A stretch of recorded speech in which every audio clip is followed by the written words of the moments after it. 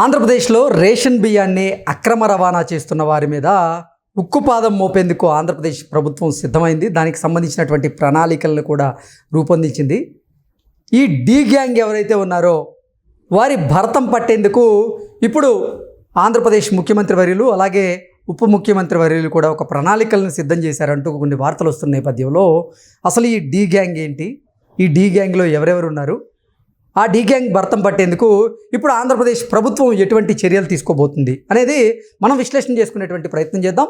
ప్రస్తుతం మనతో పాటు ఉన్నారు ప్రముఖ సీనియర్ జర్నలిస్ట్ డివిఎస్ గారు. సార్తో మాట్లాడదాం. సార్ నమస్తే. సార్ నమస్తే. సార్, ఆంధ్రప్రదేశ్లో రేషన్ బియ్యాన్ని అక్రమంగా తరలిస్తున్నటువంటి వారి భరతం పట్టేందుకు ఆంధ్రప్రదేశ్ ప్రభుత్వం అయితే ఇప్పుడు కొన్ని ప్రణాళికలు సిద్ధం చేసినట్లుగా, డి గ్యాంగ్ మీద ఉక్కుపాదం మోపబోతున్నట్లుగా కొన్ని వార్తలు వస్తూ ఉన్నాయి. అసలు ఈ డి గ్యాంగ్ ఎవరు, ఈ డి గ్యాంగ్ చేస్తున్నటువంటి పనులేంటి, ఇప్పుడు డి గ్యాంగ్ మీద ఆంధ్రప్రదేశ్ ప్రభుత్వం ఏ రకంగా ఉక్కుపాదం మోపబోతుంది అంటే ఏం చెప్తారు? అంటే నీకు జే గ్యాంగ్ తెలుసు. జే గ్యాంగ్ అంటే జగన్ గ్యాంగ్ అని, జే బ్రాండ్ అంటే జగన్ బ్రాండ్, బీరు మా బ్రాందీ వాటి మీద మనం విన్నది ఇంట్లో. జే అంటే తెలుసు, కానీ ఇవాళ డి గ్యాంగ్ ఏంటంటున్నారు. అదే ద్వారంపూడి గ్యాంగ్, ద్వారంపూడి చంద్రశేఖర్ రెడ్డి అంటే డి అంటే దోపిడీ అన్నట్లుగా ఇవాళ డి గ్యాంగ్ భరతం పడతాం. ఇప్పుడు ద్వారంపూడి చంద్రశేఖర్ రెడ్డి అక్కడ కాకినాడ సిటీ మాజీ ఎమ్మెల్యేగా, వాళ్ళ నాన్న Dwarampudi Bhaskar Reddy civil supplies corporation చైర్మన్గా, ఆయన సోదరుడు ద్వారంపూడి వీరభద్రారెడ్డి అతను AP state rice millers association అధ్యక్షుడిగా, షిప్పింగ్ ఏజెన్సీలకు కూడా అతనే అధ్యక్షుడిగా, అసలు ఎలా వాళ్ళు పోర్టుని చెరబట్టారో.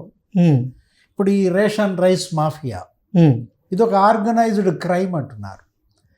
ఏంటి, గత కొన్నేళ్లుగా రైస్ మిల్లుల్ని వీళ్ళు హస్తగతం చేసుకుని, అంటే ఇప్పుడు ఈస్ట్ గోదావరిలోనే ఒక 350 రైస్ మిల్లులు ఉంటాయి.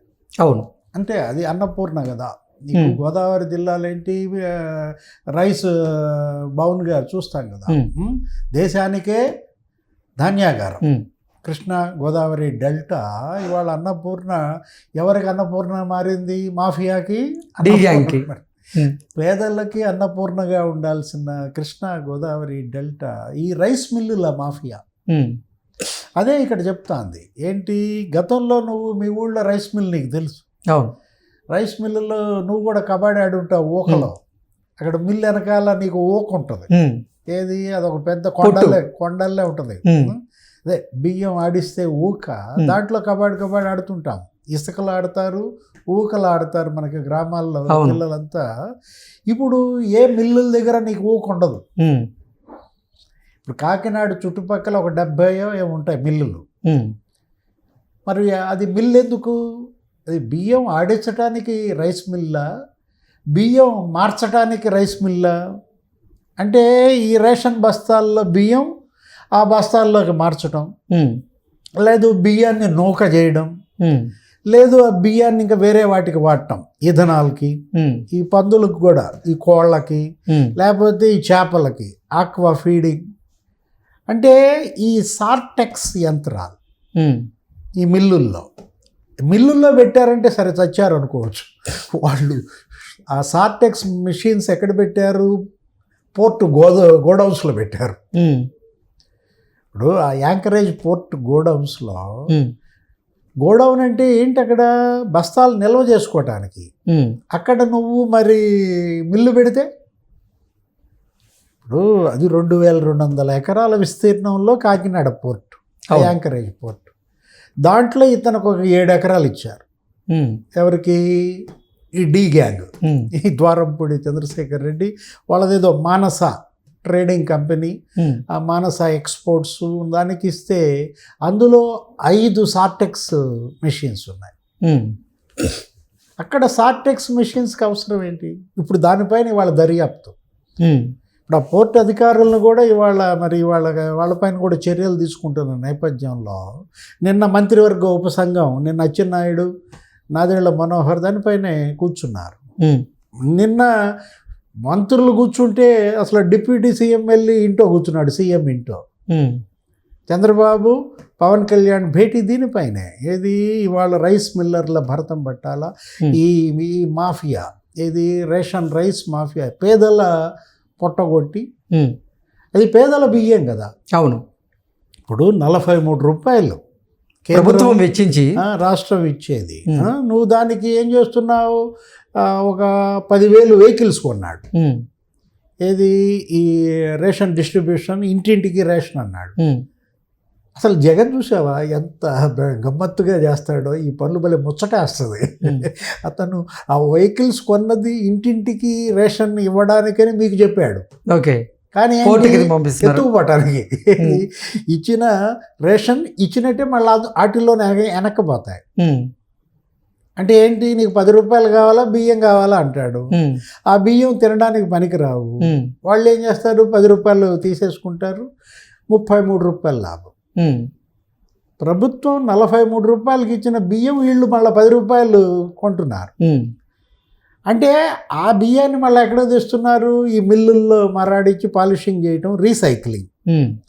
ఇది ఒక మాఫియా అన్నమాట. నీకేంటి, మండలంలో, నియోజకవర్గంలో చోటా డాన్, జిల్లాలో ఇంకొంచెం పెద్ద డాన్, అసలు ఇక కాకినాడలో నీకు స్టేట్ డాన్ అన్నమాట. అసలు ఇక్కడ ఏపీ రైసే కాదు, తెలంగాణ మాఫియా కదులుతోంది. కాకినాడ డొంక కదిలిస్తే నీకు తెలంగాణ, కర్ణాటక, ఎక్కడెక్కడైతే నీకు అన్ని రాష్ట్రాల్లో ఇప్పుడు కేంద్రం ఏం చేస్తోంది? 2 లక్షల కోట్ల బడ్జెట్. ఈ బియ్యం, అదే జాతీయ ఆహార భద్రత, ఈ ఫుడ్ సెక్యూరిటీ కింద 2,05,000 కోట్ల రూపాయలు దీనిపైన పెడుతుంటే, అదంతా ఈ విధంగా వీళ్ళు ఏం చేస్తున్నారు? 80% మాఫియా బొక్కేస్తోంది. పేదవాడికి చేరుతోంది 20% కూడా లేదు. అంటే 2 లక్షల కోట్ల స్కామ్. 2 లక్షల కోట్లలో నువ్వు 80% వేసుకో, అంటే 1,60,000 కోట్లు కొట్టేశారు ఏడాదికి.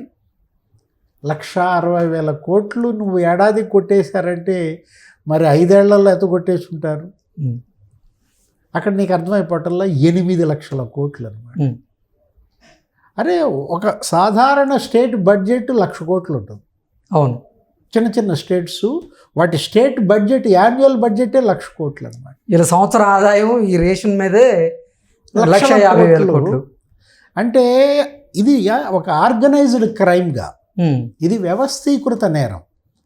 అంటే నీకు గ్రామంలో డిపో దగ్గర నుంచి, అదే ఆ వెహికల్ దగ్గర నుంచి బిగిన్ అవుతుంది. నీకు గ్రీన్ ఛానల్ మొత్తం అంతా, ఏది నీకు నియోజకవర్గం, మండలం, జిల్లా మొత్తం అన్ని సరిహద్దులు దాటి నీకు కాకినాడ పోర్టుకి అది చేరడం. ఎక్కడ ఏ చెక్ పోస్ట్ దగ్గర ఆపే పనే లేదు. ఎందుకంటే అవి మరి రేషన్ బియ్యం వెహికల్స్ కదా. అంటే ఇవాళ వీళ్ళు ఇంత ఛానలైజ్ చేశారంటే, ఈ డి అంటే దోపిడీ, ఈ డి గ్యాంగ్ అంటే ద్వారంపూడి గ్యాంగ్ అంటూ, ఇవాళ జే గ్యాంగ్ అంటే జగన్ గ్యాంగ్, ఇప్పుడు పి గ్యాంగ్ అంటే పెద్దిరెడ్డి గ్యాంగ్. ఈ గ్యాంగులేంటి మనకు తెలిసి ఏదో బ్లేడ్ బ్యాచ్ అని విజయవాడ బస్ స్టాండ్లో తిరుగుతుంటాం, లేకపోతే చెడ్డీ బ్యాచ్ అని, గంజాయి బ్యాచ్ అని, ఇట్లా బ్యాచ్ల వారీగా దొంగలను చూసాం. కానీ అంటే ఒక గ్యాంగుల స్టేట్గా మారింది ఆంధ్రప్రదేశ్. ఎక్కడికక్కడ ప్రతి జిల్లాలో, ప్రతి నియోజకవర్గంలో ఈ గ్యాంగులే అన్నమాట. వీటి భరతం పట్టాలి. కేవలం నువ్వు ఏంటంటే డి గ్యాంగ్ భరతం పడుతున్నారు అంటున్నావు, ఒట్టి డి గ్యాంగ్ కాదు, A to Z గ్యాంగ్, మొత్తం A to Z గ్యాంగ్ భరతం పడితే తప్ప ఇది నీకు కొలికి రాదనమాట. కేంద్రం దీనిపైన కన్నేయాలి. ఓకే. రాష్ట్రం దీనిపైన దృష్టి పెట్టాలి. కేంద్ర రాష్ట్ర ప్రభుత్వాలు ఉమ్మడిగా తీసుకుని దీనిపైన పనిచేస్తే తప్ప ఈ నెట్వర్క్ విచ్ఛిన్నం చేయటం అంతా ఈజీ ఏమీ కాదు. ఇది ఆర్గనైజ్డ్ క్రైమ్. కొన్ని 100,000 మంది దీనిలో, వాళ్ళ పవన్ కళ్యాణ్ పోర్టుకు వస్తానంటే వద్దండి, మీరు పోర్టుకు వస్తే 10,000 జీవితాలు పాడైపోతాయి అన్నారంట. పవన్ కళ్యాణ్, నేను రేపొద్దున కాకినాడ పోర్టుకు రావాలంటే రామరామం, నువ్వు అసలు రావటానికి లేదు, వద్దు వద్దు, నువ్వు వస్తే 10,000 కుటుంబాలు రోడ్డును పడతాయి అన్నారంటే 10,000 కుటుంబాల మాఫియా కుటుంబాలు అనమాట. అంటే 10,000 మాఫియా కుటుంబాలు రోడ్డున పడతాయని అంటున్నారా? దీనిపైన హోమ్ మినిస్టర్ అమిత్ షా దృష్టి పెట్టాలి. ఓకే. ఇది కేవలం state home minister, CM Chandrababu, అన్ని రాష్ట్రాల ముఖ్యమంత్రులు స్పందించాలి. ఒక ఉమ్మడి టాస్క్ ఫోర్స్ తీసుకుంటే తప్ప, ఏది మొన్న ఈగిల్ లాగా గంజాయి, డ్రగ్స్ వీటిపైన పెట్టుకున్నారు. ఏంటది, అదేదో elite narcotics, anti narcotics group, eagle law enforcement అని ఒకటి పెట్టారు, ఈగిల్ అబ్రివేషన్.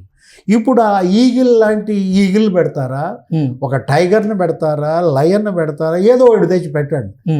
దీన్ని రూట్ అవుట్ చేయాలి. ఇవాళ పేదోడి డబ్బు తిన్నాడిని ఇవాళ కక్కించాలి. వీళ్ళు ఎన్నికల ప్రచారాల్లో చెప్పారు, అదే లోకేష్ చెప్పాడు, చంద్రబాబు చెప్పాడు, పవన్ కళ్యాణ్ చెప్పాడు. ద్వారంపూడి పైన మీరు ఆరోపణలు చేశారు, తిన్నది కక్కిస్తామన్నారు. అది దేవుడు ఎరుగు. తిన్నది కక్కీయటం అది మీ వల్ల అవుద్దో కాదు మాకు అనవసరం. కనీసం తినబోయేదన్నా తినకుండా ఆపండి, ఓకే చాలు. Okay sir, thank you so much.